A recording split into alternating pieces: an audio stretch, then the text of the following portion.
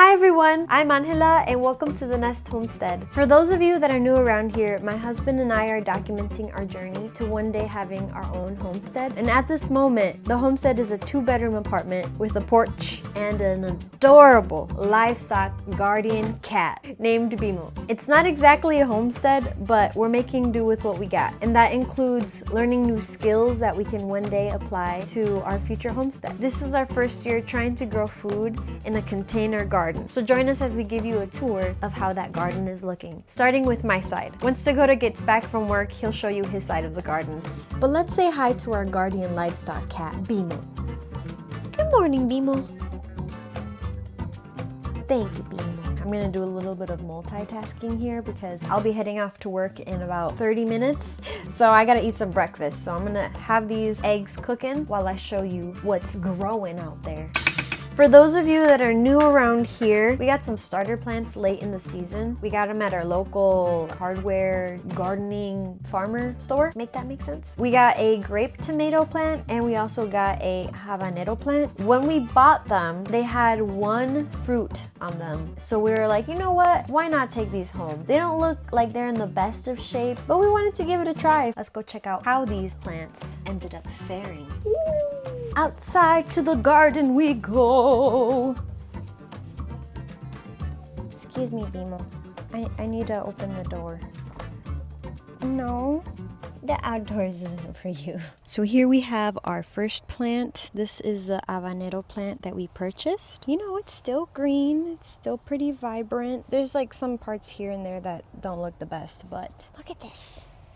Look at this. It's been fruiting, or it's been spicing up the homestead. Look at that, a few little dingleberries. Still a lot of whiteflies, but they're still producing.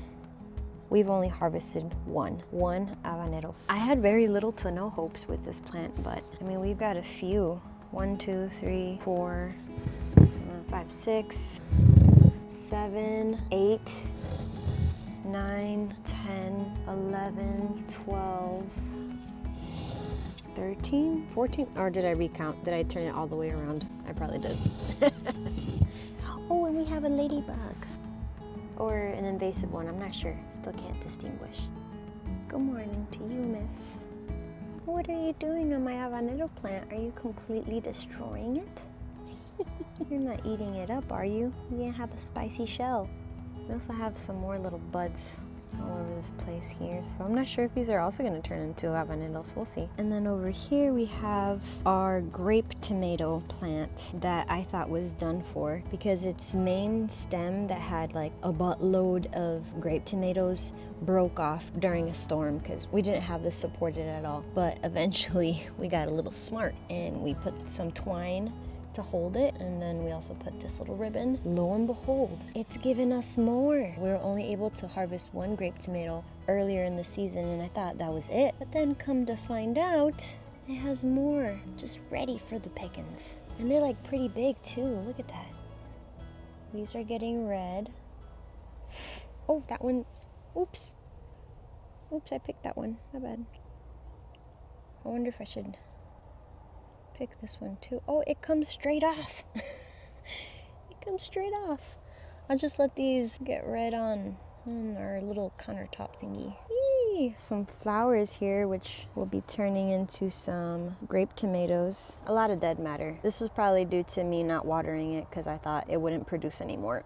But I feel like maybe it made it a little drought resistant. I don't know. I'm not a gardener. I'm just a noob. So they've been thriving and we have more that we'll be able to harvest here soon.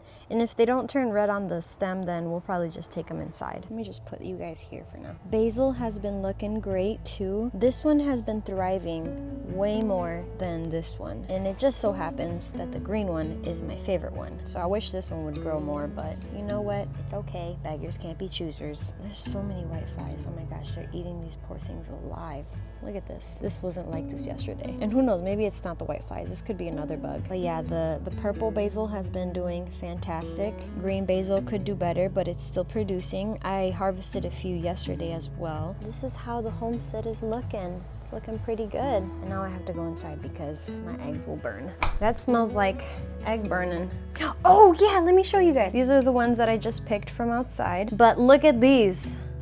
The ones that were left on that branch that were beautiful, we had this huge bundle that I was expecting to feast on throughout this winter. We ended up saving the grape tomatoes that were on it. And look, they are ripening. I almost threw these suckers away, but then I was like, you know what? Why not experiment, see what happens if we just leave them out? And we left them out, and lo and behold, they're turning red. Look at that. Isn't that beautiful? Oh my goodness. And this one's like starting to get a little squishy. So we'll be having some salads here soon. And also this is one of the purple basils from outside that I propagated in this little thingy-mablobber. And then I repotted it in here. And I think I'm just gonna let this be our indoor basil. If it thrives, we'll let Mother Nature decide. And then this is a green basil, my favorite, that smells incredible, that I propagated for maybe a little bit too long. We'll see if this one works. But now I gotta go eat my breakfast because it is surely burnt.